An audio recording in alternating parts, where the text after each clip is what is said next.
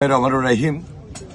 আমি শহীদুদ্দিন চৌধুরী আনি লক্ষ্মীপুরের নির্বাচনী কাজে ব্যস্ত রয়েছে। এর মধ্যে আমি শুনতে পেলাম যে আমার নির্বাচনী কাজে ব্যস্ত যে গাড়ি, সে গাড়ি চেক করেছেন।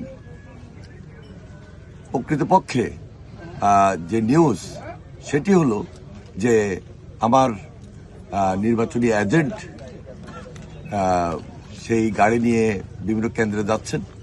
সেখানে আমার যে ব্যয়, তার মধ্যে 15 লক্ষ টাকা কেন্দ্র ওয়াইজ দেওয়ার জন্য যে আমার নিয়োজিত দায়িত্বে ছিলেন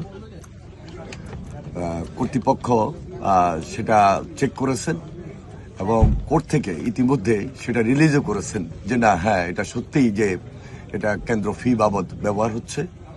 সুতরাং কোনো ধরনের বিভ্রান্ত হওয়ার কিছু নাই। যারা এটা নিয়ে নিউজ করছেন, আমি মনে করি সম্পূর্ণভাবে উদ্দেশ্যমূলক এবং বিভ্রান্তমূলক, আমার ইমেজকে ক্ষুণ্ণ করার জন্য এই ধরনের নিউজ ছাপাচ্ছেন বা নিউজ করছেন। আমি এর তীব্র প্রতিবাদ জানাই।